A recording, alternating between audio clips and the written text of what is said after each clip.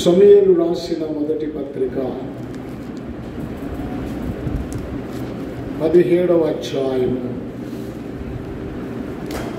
సమూయేలు రాసిన మొదటి పత్రిక 17వ అధ్యాయము 40వ వచనాన్ని మరొకసారి చదువుకుందాం.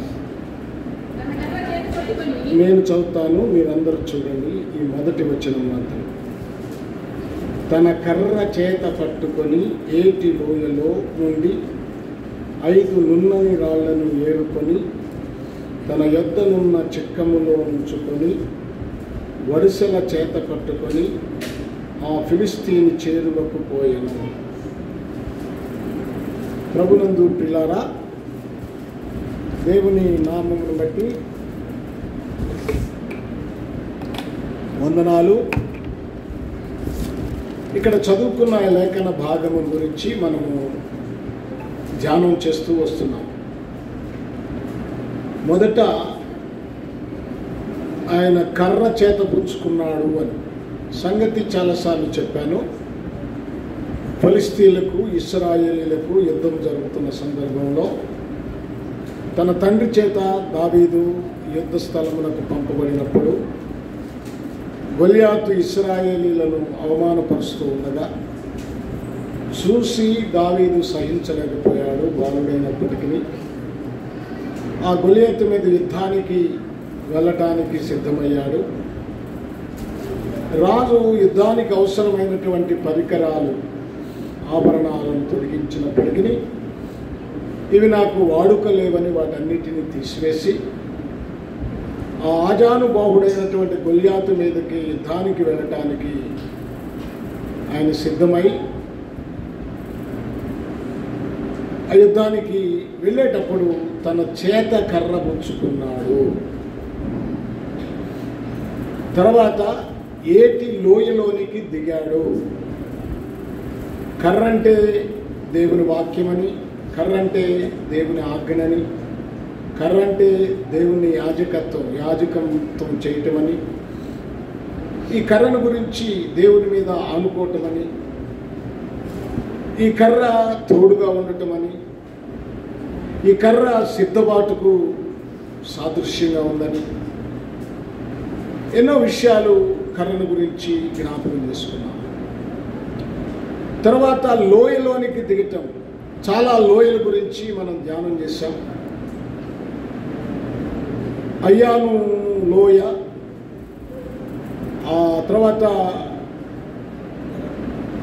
బెరాకా లోయ గురించి చెప్పుకున్నాం, షావే లోయ గురించి, గెరారు లోయ గురించి, తర్వాత బాకా లోయ గురించి,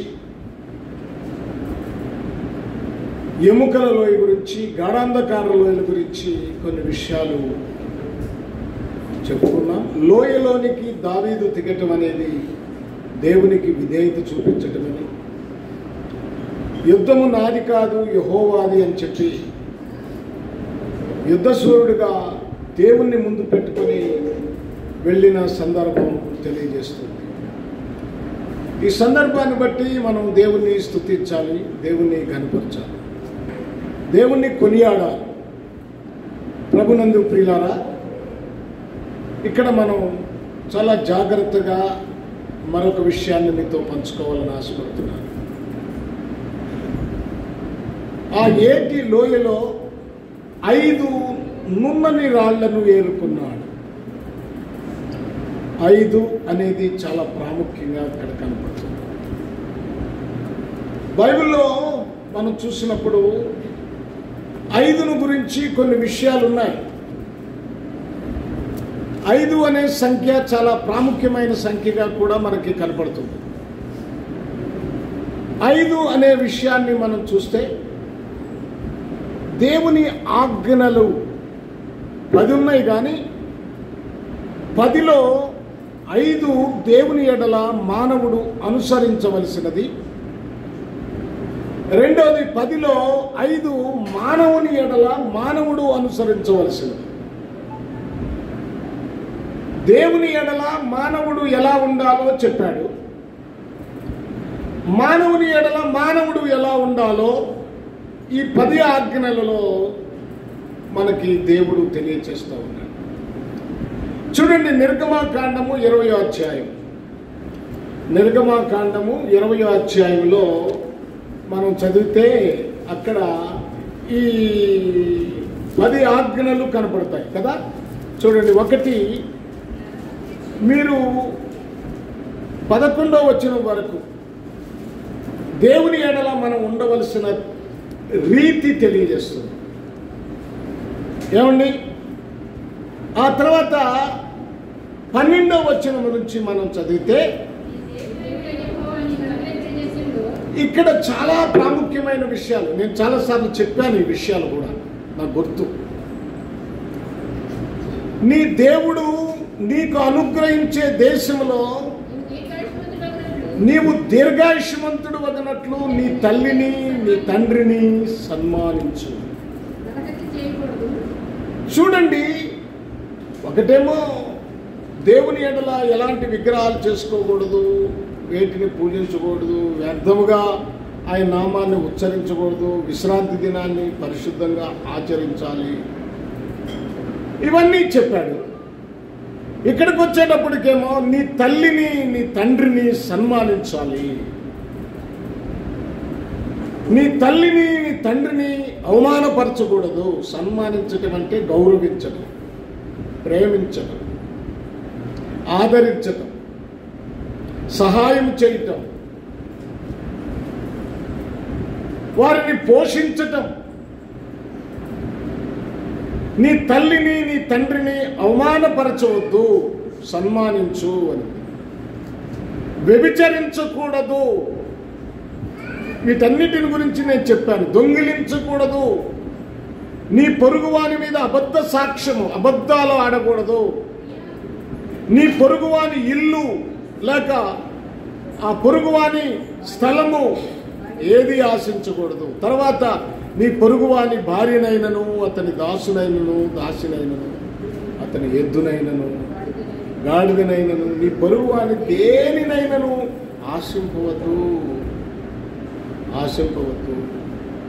ప్రభునందు ప్రియ దేవుని పిల్లలారా, ఇవి 5 సంగతులు. ఇక్కడ 5 ఆజ్ఞలు. ఈ 5 ఆజ్ఞలను పాటిస్తే దేవుడు మనకి శక్తినిస్తాడు.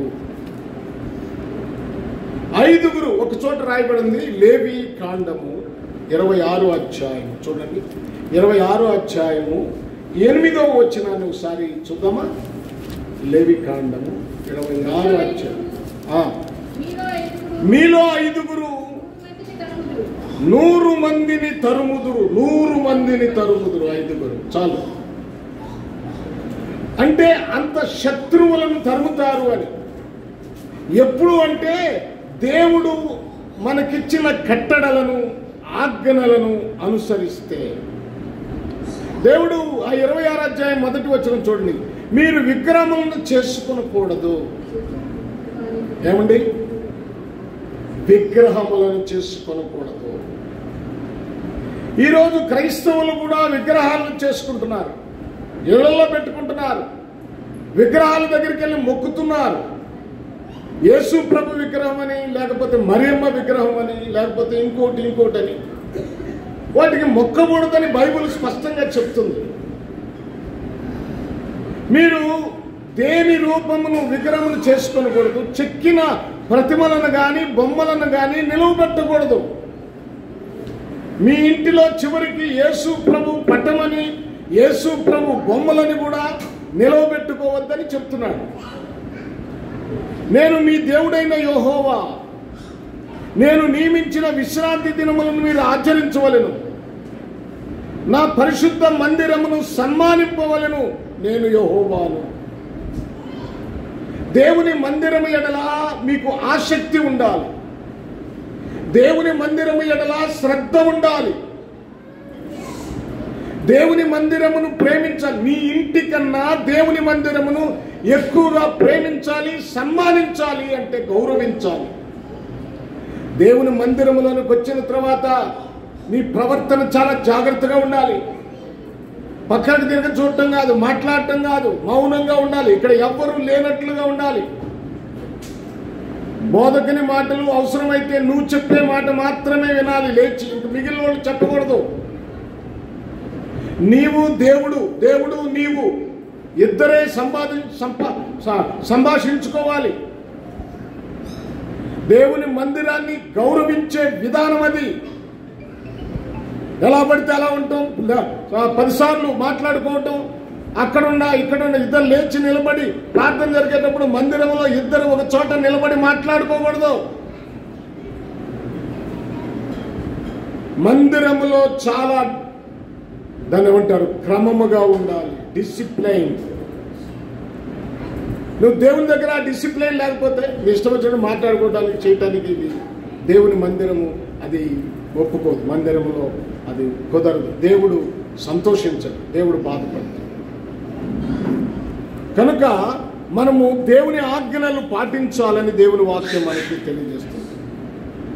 తర్వాత అర్పణలు 5 విధాలుగా ఉన్నాయి. 5 అర్పణలు ఉన్నాయి. పక్క తీసుకెళ్ళండి. 5 అర్పణలు ఉన్నాయి.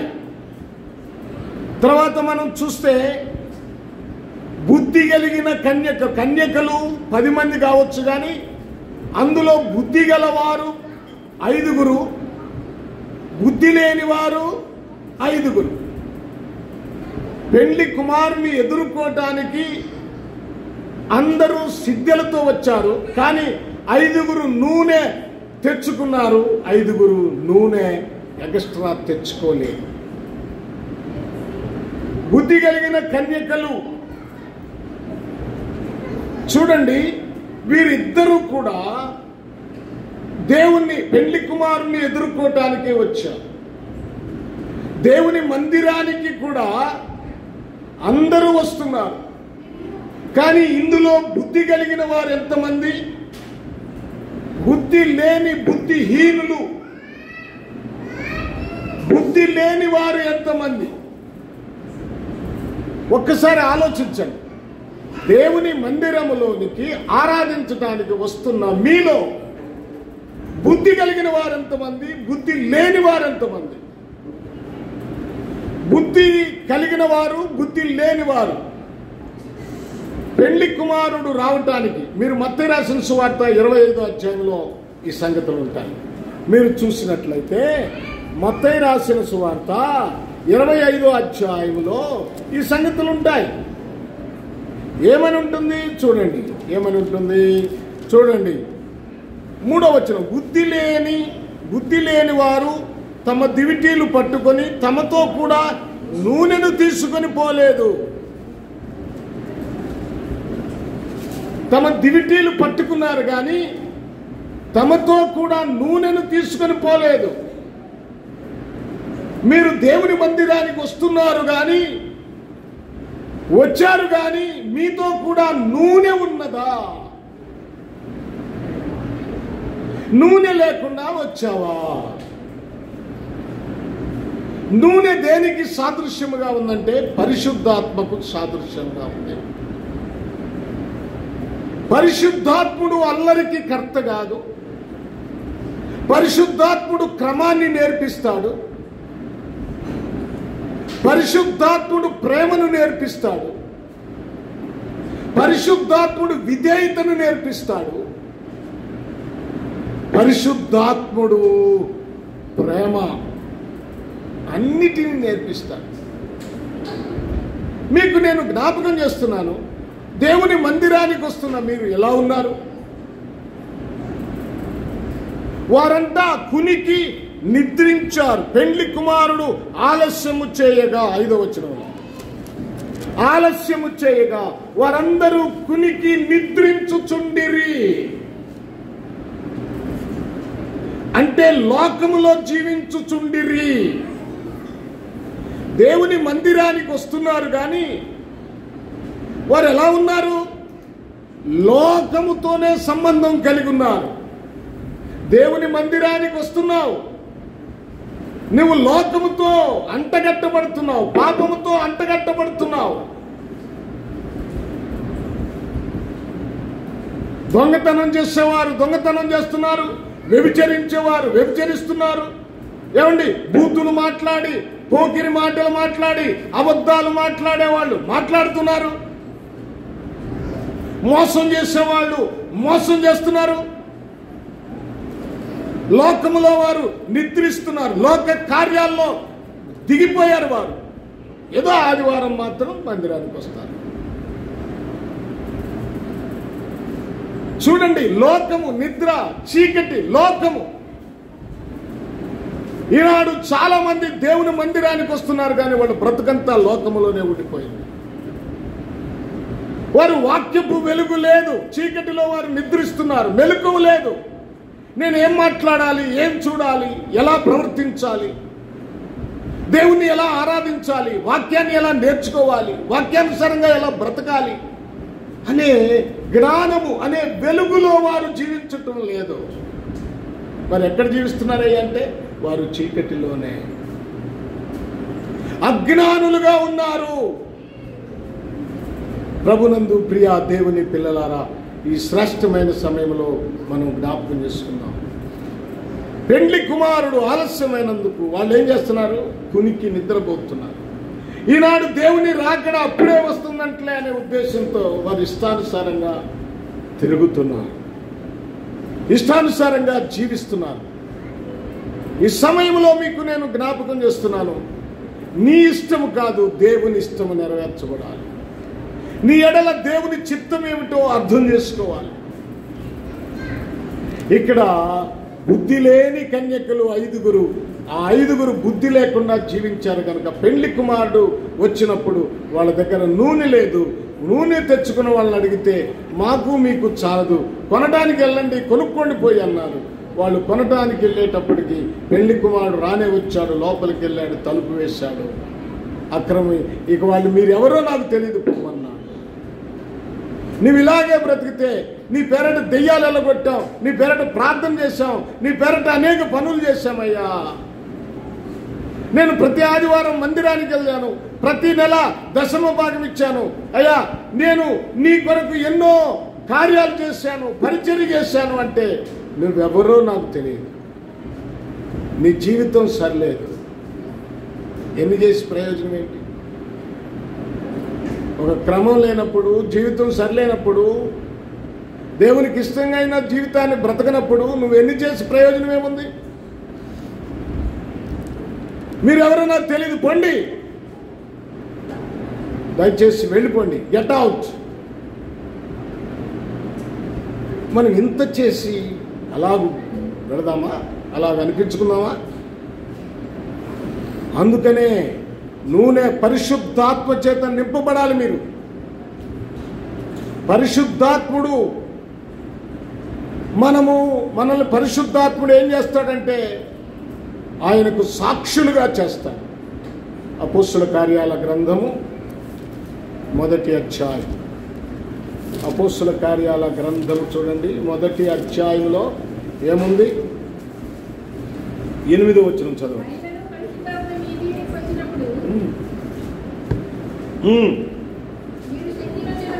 మీరు శక్తి నొందుదురు గనుక, చూడండి, మీరు యెరూషలేములోను యోదయ సమరయ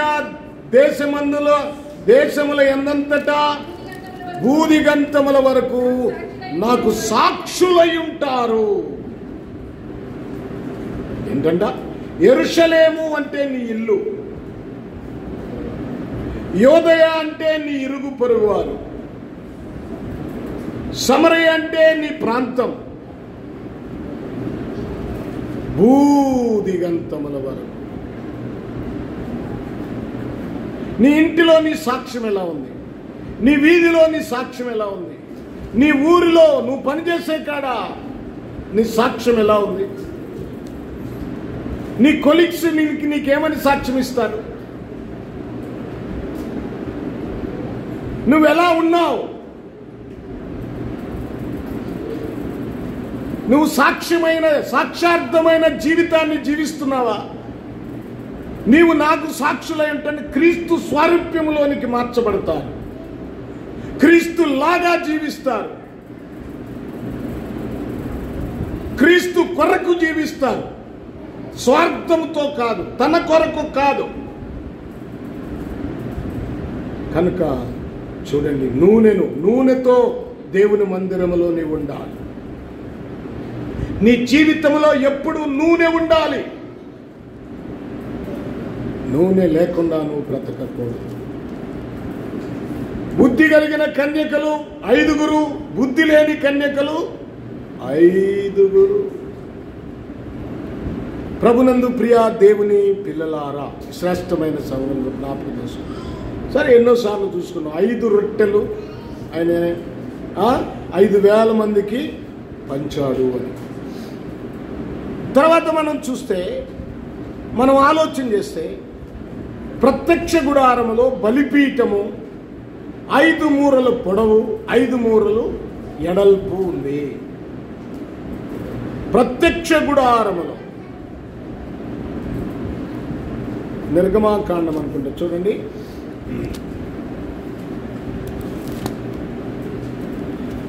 ఒక్క నిమిషం. నిర్గమాకాండము 27వ అధ్యాయము 1వ వచనం. మరియు 5 మూరలు పొడుగు 5 మూరలు ఎడల్పు గల బలిపీఠమును తుమ్మకర్రతో నీవు చేయవలెను. తుమ్మకర్రతో నువ్వు చేయాలి. బలిపీఠమును 5 మూరలు పొడుగు 5 మూరలు ఎడల్పు. అంటే దేవుని కొలత చూడండి. ఒక రక్షణ కార్యక్రమం కొరకు యజ్ఞాన్ని అర్పించే, పాప పరిహారార్థ బలి అర్పిస్తున్న బలిపీఠము 5 మూరలు ఉంది. మరొక విషయం ఏంటంటే, సంఘములో పరిచర్య చేయటానికి కూడా 5 రకాల సేవకులను దేవుడు ఏర్పాటు చేశాడు. 5 రకాల పాత్రలు దేవుడు దైవజనులకు ఇచ్చారు. ఎఫెసీయులకు రాసిన పత్రిక 4వ అధ్యాయము 13వ వచనం చూడండి. ఎఫెసీయులకు రాసిన పత్రిక 4వ అధ్యాయము 13వ వచనం చూస్తే ఏముంది అక్కడ? పరిశుద్ధులు సంపూర్ణులగునట్లు క్రీస్తు శరీరము క్షేమాభివృద్ధి చెందుటకు పరిచర్య ధర్మము జరిగించుటకును ఆయన కొందరిని అపోస్తులుగాను కొందరిని అపోస్తులుగా, సంఘాలు కట్టేవారిగా. మనకు ఆది అపోస్తులు ఉన్నారు, తర్వాత కూడా అపోస్తులు అంటే పరిచర్య నిమిత్తము దేవుడు ఏర్పాటు చేశాడు. కొందరిని అపోస్తులుగా అంటే ఇప్పుడు కూడా అపోస్తులు ఉన్నారు. కొందరిని అపోస్తులుగా, కొందరిని ప్రవక్తలుగా, కొందరిని సువార్తికులుగా, కొందరిని కాపరులుగా, కొందరిని ఉపదేశకులుగా. 5 రకాల పరిచయం, 5 రకాలుగా సంఘ క్షేమాభివృద్ధి కొరకు. ఎందుకంటే దుర్మార్గపు బోధలు వచ్చినాయి. మీరు ఏది అసలైన బోధో, ఏది నిజమైన బోధో మీరు అర్థం చేసుకోవాలి. ఎవరో వచ్చారు, పరలోకపు తండ్రికి తల్లి కూడా ఉంది యెరూషలేము అని చెప్తాడు. నమ్మటం కాదు. ఎవరో వచ్చారు, యేసు నామమే, యేసు, మనం ప్రకటించేది యేసునే. యేసు నామంలో బాప్తిసం పొందాలి. యెరూషలేములో యేసు నామాన్ని ఎందుకు అక్కడ ఉపయోగించారంటే, వారు యేసు క్రీస్తును సిలువ వేశారు కనుక ఆ సిలువ వేయబడిన క్రీస్తును దేవుడు లేపాడు. ఎవరు లేపారు? దేవుడు లేపాడు. తండ్రి ఉన్నాడు, కుమారుడు ఉన్నాడు. తండ్రి ఒక్కడే, కుమారుడు లేడు. యెహోవా సాక్ష్యం. కొంతమంది ఏమో కుమారుడే, తండ్రి లేడు. అన్ని రకరకాల బోధలు వచ్చేసాయి. దేన్ని పడితే తండ్రి ఉన్నాడు. ఏమంటే మీరు ప్రకటన గ్రంథం 5వ అధ్యాయం కానీ మీరు చదవగలిగితే అక్కడ ముద్రలు వేయబడిన ఒక పుస్తకం ఉంది. సింహాసనం మీద తండ్రి కూర్చొని ఉన్నాడు. గొర్రె పిల్ల అంటే కుమారుడు వచ్చే ముద్రను విప్పినట్టుగా చూస్తాం. ఆ తర్వాత తండ్రి అయిన దేవునికి, గొర్రె పిల్లకి తండ్రి అయిన దేవునికి గొర్రె పిల్లకును స్తోత్రములు చెల్లిస్తున్నారు వారు. దానియేలు గ్రంథం 7వ అధ్యాయము 14వ వచనం చూస్తే మనుష్య కుమారుడు పోలిన ఒకడు మహావృద్ధుని యొద్దకు వచ్చినప్పుడు రాజ్యము, మహిమ, ఘనత సమస్తము ఆయనకి ఇచ్చినట్లుగా మనం చూస్తాం. తండ్రి కుమారుడికి ఇచ్చాడు కనుక తండ్రి ఉన్నాడు, కుమారుడు ఉన్నాడు.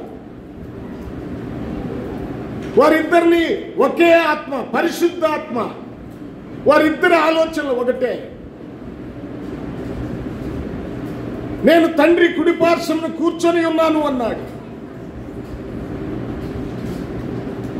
యేసు ప్రభు వారు ఎక్కడున్నాడు? పరలోకంలో. అంటే తండ్రి కుడిపార్శ్వమున ఉన్నాడు.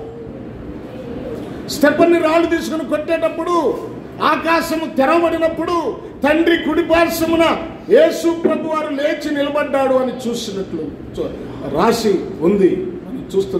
మనం చూస్తున్నాం లేఖన భాగాల్లో. యేసు ప్రభు బాప్తిసం పొందేటప్పుడు ఇదిగో నా ప్రియకుమారుడు, ఈయన యందు నేను ఆనందిస్తున్నానని ఆకాశం నుంచి స్వరం వచ్చింది. ఏమండి, చాలా మంది రకరకాల బోధలు వచ్చాయి. యూదులు బోధ వచ్చేసింది, గడ్డం పెంచుకోవాలి లేకపోతే కుదరదని. ఇంకొకళ్ళు వస్తారు, మీసాలు తీసేయాలి లేకపోతే కుదరదు. నీకు ఇష్టమైతే ఉంచుకో లేకపోతే మానుకో. దేవుడేం చెప్పలా తీసేయమని, ఉంచమని. నీకు ఇష్టమైతే ఉంచుకో లేకపోతే లేదు. ఎందుకంటే తెల్లగా ఉన్నాయి కనుక అసహ్యంగా ఉంటుంది అనుకుంటే తీసేసుకో, ఏం పర్వాలేదు. లేకపోతే ఉంచుకో, ఏమన్నా చేసుకో. గడ్డం తీసేయి, మీసం తీసేయి బోధలు వచ్చేసి గుండు కొట్టించుకోమని కూడా చెప్తారు. ఇక ప్రభునందు ప్రియ దేవుని పిల్లలారా, ఈ శ్రేష్టమైన సమయంలో జ్ఞాపకం చేసుకున్నాం. 5 రకాల బోధకులను దేవుడు మనకి ఇచ్చారు. ఆ తర్వాత మనం జ్ఞాపకం చేసుకుంటే బెతెస్దా కోనేరు అని ఒకటి ఉన్నది. దానికి 5 మండపాలు ఉన్నాయి. ఆ 5 మండపాలు కలిగిన కోనేరు దగ్గర ఒకడు 38 సంవత్సరాల నుంచి పడి ఉంటే వాడిని ప్రభు అయిన యేసుక్రీస్తు వెళ్ళి బాగు చేశాడు. అక్కడ ఒకనికే స్వస్థత దొరికింది. కానీ ఆ కోనేటిని దేవదూత వచ్చి కదిలించినప్పుడు ఎవరు ముందు దిగుతారో వాళ్ళకి మాత్రమే స్వస్థత. అయితే దేవుని కృప ఆయన సిలువలో వేలాడి 5 గాయాలు పొందాడు. ఆ 5 పంచగాయాలు అంటారు. 5 గాయాలంటే పంచగాయాలు, 2 ఒకటే. అందులో నుండి కారిన రక్తము, చిందించిన రక్తము ప్రతి మానవుని పాపము కడుగుతుంది, ప్రతి మానవుని పాపమును తీసివేస్తుంది. కనుక ప్రభునందు ప్రియులారా, ఇక్కడ 5 గాయాలు కృపకు సాదృశ్యంగా ఉంది. ఉచితంగా ఇచ్చేది కృప.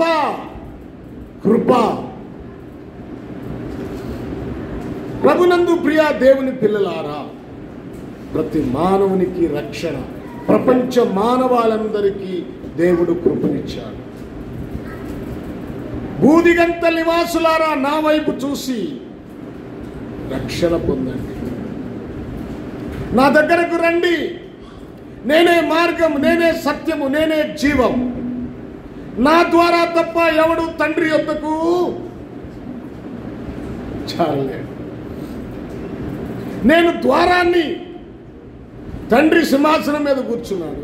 ఆయన దగ్గరికి వెళ్ళాలంటే నా ద్వారానే, నా పర్మిషన్, నేను చేసిన కార్యము ద్వారానే మీరు వెళ్ళగలుగుతారు. నన్ను విశ్వసించకపోతే, నన్ను నమ్మకపోతే మీకు కుదరదు. ఎందుకంటే కుమారుడే రేపు తీర్పు తీర్చేది.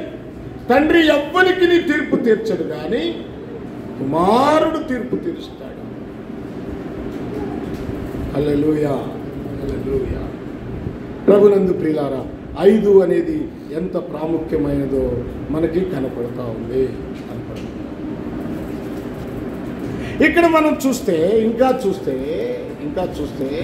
మీరు ఆలోచించండి. ఇంకా చూస్తే ఇక్కడ నున్నని రాళ్ళు, ఏం రాళ్ళు? నున్నని రాళ్ళు. ఎన్ని ఏరుకున్నాడు? 5. ఇంకో చోట కూడా 5 కనపడుతుంది. నెబుకద్నెజరుకు ఒక కల వచ్చింది.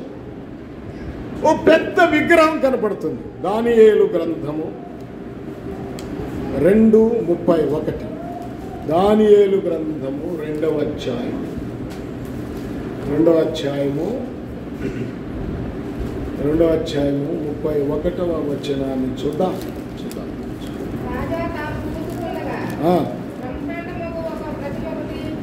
బ్రహ్మాండమగు ప్రతిమ ఒకటి కనబడింది. ఈ గొప్ప ప్రతిమ ఏంటంట? మహాప్రకాశమును భయంకరమైన రూపమును గలదై తమర ఎదుట నిలిచెను. అక్కడ చూడండి, ఆ ప్రతిమ యొక్క లోహాలు అంటే దేనితో? 5 రకాల లోహాలతో చేయబడిన ప్రతిమలు. 5 రకాలు. ఒకటి శిరస్సు బంగారము, మేలిమి బంగారం. 2 దాని రొమ్మును భుజమును విత్తడివి. 2 ఇత్తడి ఎండివి. దాని ఉదరమును తొడలు ఇత్తడివి. ఎన్నని? 3 ఇత్తడి. మోకాళ్ళు ఇనపయి ఇనుము. ఎన్నని? 4. దాని భాగములలో ఒక భాగము ఇనపదియు, మట్టి 5. ఈ 5 రకాల లోహాలతో పెద్ద విగ్రహం, భయంకరమైన విగ్రహం, మహావిగ్రహం ఈయన కలలో, నెబుకద్నెజరు కలలో కనపడుతూ ఉంది. అప్పుడంట ఆ కలలో చేతి సహాయము లేని ఒక చిన్న రాయి, 34 ఏముంది? మరియు చేతి సహాయము లేక తీయబడిన ఒక రాయి, ఇనుమును మట్టియు కలిపిన ఆ ప్రతిమ యొక్క పాదముల మీద పడి దాని పాదములను తుత్తునీయులుగా విరగగొట్టినట్టు తమకు కనపడెను. అంతటా ఇనుము, మట్టియు, ఇత్తడియు, వెండియు, బంగారము ఏకముగా దంచబడి కళ్ళములోని చెత్తవలే కాగా వాటికి స్థలము ఎచ్చటను దొరకకుండా గాలి వాటిని కొట్టుకొని పోయెను.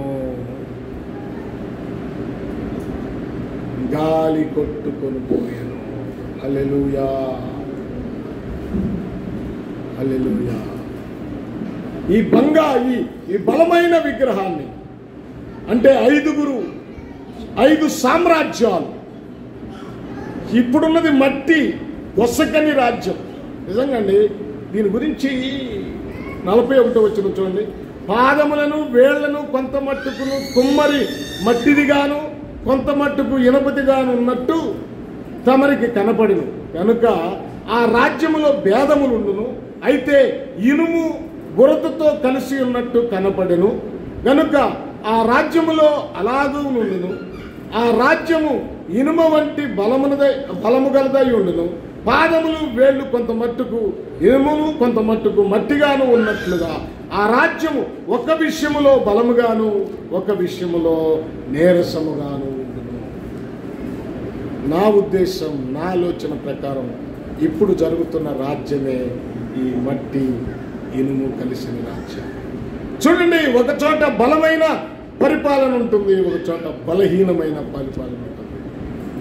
ఒక విషయంలో గట్టిగా ఉంటారు, మరొక విషయంలో నీరసంగా ఉంటారు. ఇవన్నీ చూడండి, ఇప్పుడు జరుగుతున్న సంగతులను చూస్తే ప్రభు రాకడ సమీపముగా ఉన్నదని అర్థమవుతుంది. ఆయన వచ్చేస్తాడు. చేతి సహాయము చూడండి, ఇక్కడ మనం జ్ఞాపకం చేసుకున్నాం కదా, చేతి సహాయము లేనటువంటి, సహాయము లేక తీయబడిన ఒక రాయి. ఆ రాయి ఎంతది? రాయి చిన్న రాయి. హలో, వినండి, చేతి సహాయము లేదు ఆ రాయికి. ఒక చిన్న రాయి అంటే పురుషుని సహాయము లేకుండా కనబడిన వాడు మన ప్రభు అయిన యేసుక్రీస్తు. పరిశుద్ధాత్మ వలన కనిన ఈ రాయి యేసు అని చెప్పటానికి చూడండి, ఇల్లు కట్టువారు నిషేధించిన రాయి మూలకు కీర్తన గ్రంథంలో ఉంటుంది. కీర్తన గ్రంథంలో ఉంటుంది. హల్లెలూయా. ఇల్లు కట్టువారు నిషేధించిన రాయి మూలకు తలరాయి. కీర్తన గ్రంథం 118:22 మీరు చూడొచ్చు. ప్రభునందు. అలాగే మత్తయి రాసిన సువార్తలో కూడా 21:22 ఇదే మాట చెప్తాడు. పేతురు రాసిన మొదటి పత్రిక 2వ అధ్యాయం 7వ వచనంలో కూడా ఉంటాడు. జాగ్రత్తగా వినాలి ప్రభునందు ప్రియులారా. ఇవేంటంట? చేతి సహాయం లేదు, చిన్న రాయి మన ప్రభు అయిన యేసుక్రీస్తు. ఆ రాయి భూతలమంతా పెద్దదైంది కదా. ఏమండి మీరు చూడండి, ఆ రాయి 35వ వచనంలో చివరిలో చూడండి, కొట్టుకుపోయిన తర్వాత ప్రతిమను విరగగొట్టిన ఆ రాయి సర్వభూతలమంత మహాపర్వతమాయను. ఎంత? సర్వభూతలమంత అంటే మన ప్రభు అయిన యేసుక్రీస్తు సర్వమును పరిపాలించబోతున్నాడు. రాజా, నీకిది దేవుడు చూపించాడు. ఇది దేవుడు ఏర్పాటు చేసినటువంటిది. ఈ రాజ్యాలన్నీ అయిపోయిన తర్వాత ఈ బంగారము, ఈ వెండి, ఇత్తడి, ఇనుము, మట్టి లాంటి ఈ రాజ్యాలన్నీ ముగించిన తర్వాత దేవుడు మీకు చూపించేది ఆ తర్వాత ఒక శ్రేష్టమైన రాజ్యము, బలమైన రాజ్యము, భూతలమంత రాజ్యము, ఎన్నటికీ కదిలించబడని, ఎన్నటికీ నశించని రాజ్యం ఒకటి వస్తుంది. అదే దేవుడైన యేసు స్థాపించబోయే రాజ్యం. దానికి అంతము లేదు. ఇప్పుడున్న రాజ్యాల మీద అందరూ ఎవరో ఒకళ్ళు వచ్చి దాన్ని స్వాధీనం చేసుకుంటారు, కానీ ఆ రాజ్యాన్ని ఎవరు కూడా స్వాధీనం చేసుకోరు. ఆ చిన్న రాయి ప్రభు అయిన యేసుక్రీస్తు అని చెప్తున్నాడు. ప్రభునందు ప్రియులారా, మరొక విషయాన్ని కూడా మీరు గమనించాలి. రాళ్ళు విశ్వాసులకు కూడా పోల్చబడి చూడండి. పేతురు రాసిన మొదటి పత్రిక 2వ అధ్యాయము 4వ వచనం. పేతురు రాసిన మొదటి పత్రిక 2వ అధ్యాయము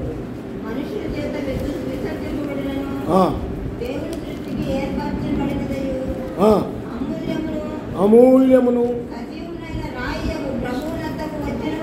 సజీవన ఉన్నాడు అక్కడ, సజీవమునకు రాయకు ప్రభువునొద్దకు వచ్చిన వారై యేసుక్రీస్తు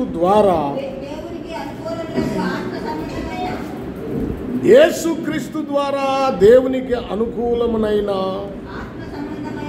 ఆత్మ సంబంధమైన బలులను అర్పించుటకు పరిశుద్ధ యాజకులుగా ఉండునట్లు. అది మీరంటే ఎవరు? ఈ పత్రిక ఎవరికి రాస్తున్నాడు చూడండి. పేతురు రాసిన పత్రిక 1వ అధ్యాయము 1వ వచనాన్ని చూడండి. తండ్రి అయిన దేవుని భవిష్యత్ జ్ఞానమును బట్టి ఆత్మ వలన పరిశుద్ధత పొందిన వారై విధేయులగుటకును యేసుక్రీస్తు రక్తము వలన ప్రోక్షింపబడుటకును ఏర్పరచబడిన వారికి, అనగా పొంతు, గలతియా, కప్పదొకియా, ఆసియా, బితునియా అను దేశములయందు చెదిరిన వారిలో చేరిన యాత్రికులకు శుభమని చెప్పి వ్రాయినది. రాస్తున్నాడు, విశ్వాసులకే రాస్తున్నాడు. మీరు జాగ్రత్త, మీరు సజీవమైన రాళ్ల వలె నుండి ఆత్మ సంబంధమైన మందిరముగా కట్టబడి ఉన్నారు. మీరు మందిరముగా కట్టబడి, మందిరము కట్టడానికి ఈ రాళ్ళు, ఈ గోడలకి రాళ్ళు ఎలా అవసరమో అలాగే దేవుని సంఘాన్ని కట్టడానికి రాళ్ళు అవసరం. ఆ రాళ్ళు విశ్వాసులైన మీరే. మీరు ఎలా ఉండాలంటే సజీవమైన రాళ్ళలాగా ఉండాలి. చచ్చిన రాళ్ళు కాదు, మీ జీవితాలు చచ్చిపోయినవి కాదు, ఊపిరి లేనివి కాదు. మీరు సజీవమైన వారుగా ఉండాలి, బ్రతికి ఉండేవారుగా ఉండాలి. బ్రతికి ఉన్నావని పేరున్నది కానీ మీరు చచ్చిన వారు అని అన్నట్లుగా కాకుండా మీరు వాక్యము చేత నడిపించబడాలి, ప్రార్థన చేత శక్తిని పొందాలి, విశ్వాసములో బలం పొందాలి, దేవుని పరిచర్యలో సహకరించాలి, దేవుని మందిరం ఎడల ఆసక్తి కలిగి ఉండాలి. అసలు దేవుని మందిరమే మీరు. మీరు సజీవమైన రాళ్ళు. ప్రభునందు ప్రియులారా, జ్ఞాపకం చేసుకున్నాం. అలాంటి శ్రేష్టమైన రాళ్లలాగా మీరున్నారా? భక్తి ఉందా మీలో? విశ్వాసం ఉందా? నామకార్థంగా వచ్చి వెళ్ళిపోతున్నారు. ఎందుకండి అలా రావటం? నామకార్థంగా బ్రతకటం ఎందుకు? అలా బ్రతికితే నీకు ప్రయోజనం ఏముంది? కనుక సజీవమైన రాళ్లలాగా మీరు కట్టబడాలి, సజీవంగా ఉండాలి అని దేవుని వాక్యం మనకి నేర్పిస్తుంది. చూడండి, రాళ్లలాగా కట్టబడుచున్నాము. చదవండి అక్కడ. ఇదిగో ఎఫెసీయులకు రాసిన పత్రిక మీరు 2వ అధ్యాయము 20వ వచనం చదవండి. ఎఫెసీయులకు రాసిన పత్రిక 2వ అధ్యాయము 20వ వచనం. యేసు ప్రభు వారు ముఖ్యమైన మూలరాయి, ఇక అందుట్లో తిరుగులేదు. అపోస్తులను ప్రవక్తలను వేసిన పునాది మీద ఎవరు కట్టబడి ఉన్నారు? మీరు కట్టబడి ఉన్నారు. అపోస్తులను ప్రవక్తలను వేసిన పునాది మీద మీరు కట్టబడి ఉన్నారు. అపోస్తులు ప్రవక్తలు వేసిన పునాది ఏంటి? ఏ పునాది మీద మీరున్నారు? వాళ్ళు వేసిన పునాది ఏమిటంటే మారు మనసు, బాప్తిసము, పరిశుద్ధాత్మ, లోకమునకు వేరై జీవించుట, అపోస్తుల బోధ సావాసము, రొట్టె విరుచుట, ప్రార్థన చేయుట, ఉపవాస ప్రార్థన. ఈ 7 లక్షణాలు ఎవరిలో ఉన్నారో వారే సజీవమైన రాళ్ళు. వాళ్ళే దేవుని మందిరముగా కట్టబడుచున్నారు. ఆయనలో చక్కగా అమర్చబడి ప్రభునందు పరిశుద్ధమైన దేవాలయమగుటకు వృద్ధి పొందుచున్నది. మీరు ఈ బోధలో ఉన్నారా? మారు మనసు పొందారా? హలో అమ్మా, మారు మనసు పొందకపోతే, బాప్తిసం పొందకపోతే, లోకానికి వేరై జీవించకపోతే నువ్వు దేవుని పిల్లలు కాదు. మీరు దేవుని సంఘం కాదు. యేసు ప్రభు రేపు వచ్చేది మనుషులను తీసుకుని వెళ్ళటానికి, అందరినీ తీసుకెళ్ళటానికి కాదు, సంఘాన్ని తీసుకుని వెళ్ళటానికి వస్తున్నాడు ఆయన.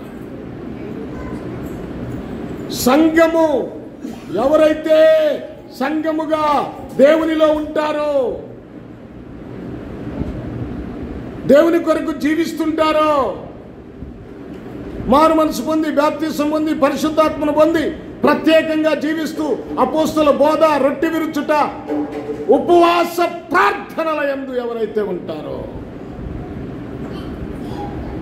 ఏమండి, ప్రార్థన లేదు మీకు, ఉపవాసం లేదు, సంఘ సావాస ప్రార్థన లేదు. మీరు బలహీనైపోయారు. తిరిగి బలం పుంజుకోవాలి, కట్టబడాలి. నీ ఆత్మీయ జీవితం చెదిరిపోయిన నీవు నీ బ్రతుకును మార్చుకొని ప్రభు కోసం స్థిరపరచబడాలి. ఇది దేవుడి చట్టం. నేను చెప్పేది దేవుని వాక్యం చెప్తున్నా. నేను నా సొంత మాటలు కాదు, స్వార్థం కోసం కాదు. వింటే మేలు పొందుతావు, వినకపోతే దేవుని తీర్పులోనికి వెళతావు. ఒక క్రమం, ఒక మర్యాద, ఒక పద్ధతి సంఘానికి ఉండాలి. కనుక మనం జ్ఞాపకం చేసుకోండి, ఆ నున్నని రాళ్ళలాగా మనం కూడా సాతాను కార్యాలను నశింపజేయాలి. ఆ నున్నని రాళ్లతో సాతాను కొట్టినట్లుగా తర్వాత మనం ధ్యానం చేద్దాం ఆ విషయాలు కూడా. నున్నని రాళ్ళు అంటే కోణము లేని రాళ్ళు. హలో, కోణము లేని రాళ్ళు, కోణం లేని రాళ్ళు వింటున్నారా? కోణాలంటే ఒక రాయికి కోణం లేకుండా నున్నగా చెక్కబడింది. నీకు కూడా కోణాలు లేవు, ఉండకూడదు. ఏం కోణాలు అయ్యి? పాపమనే కోణాలు, అబద్ధాలు, బూతులు, దొంగతనాలు, వ్యభిచారం, మోసం, లోక సంబంధమైన కార్యాలు, కోణాలు. ఆ కోణాలు ఎలా ఉంటుంది? ఒక మాట అంటాడు యోబు గ్రంథములో, ఓ శ్రేష్టమైన మాట, 14వ అధ్యాయం 19వ వచనంలో. 14వ అధ్యాయం 19వ వచనం, యోబు గ్రంథము 14వ అధ్యాయము 19వ వచనాన్ని చూద్దాం. 19వ వచనం, యోబు గ్రంథము 14వ అధ్యాయం 19వ వచనం. జలము రాళ్లను అరగదీయును. జలము రాళ్లను అరగదీయును. జలము అంటే దేవుని వాక్యము. రాళ్లను అరగదీయును అంటే సజీవమైన రాళ్ళు మనం కూడా. దేవుని వాక్యము నిన్ను అరగదీస్తుంది, నీ కోణాలను అరగదీస్తుంది. నున్నగా తయారవ్వాలి, పాపము లేని రాయిగా. ఏమండి, లోక సంబంధమైన జీవితము లేని రాయిగా నీవు అరిగిపోవాలి. నీలో ఉన్నవన్నీ చెక్కబడాలి, లోపాలు. నువ్వు నున్నని రాయిగా ఉంటే దేవునికి ఉపయోగపడతావు. నువ్వు గరుకు రాయిగా ఉంటే దేవునికి ఉపయోగపడవు. దేవునికి ఉపయోగపడే రాయిగా, నున్నగా అంటే సాధువుగా నీవు విధేయత కలిగిన జీవితంలో జీవించాలని దేవుడు కోరుకుంటున్నాడు. ప్రభునందు ప్రియులారా, అలాంటి జీవితం ప్రభువు నీకు ఇస్తాడు. దేవుని దగ్గర అడుగు, నీ జీవితాన్ని మార్చుకో, దేవుని సన్నిధిలో బలపరచబడు. బుద్ధి కలిగిన కన్యకల్లాగా దేవుని మందిరములో నూనె, దేవుని ఆత్మ కలిగి జీవించండి. దేవుని మాటలు మనందరి కొరకు ఆశీర్వదించును గాక. ఆమేన్. తలలు వంచండి, ప్రార్థన చేసుకున్నాం. ప్రభువా, అందరూ తలలు వంచాలి, అందరూ ప్రార్థనలో ఏకీభవించాలి. ఎవరంగా మౌనంగా ఉండదు, ఎవరు మౌనంగా ఉండదు. హల్లెలూయా, హల్లెలూయా, హల్లెలూయా, హల్లెలూయా.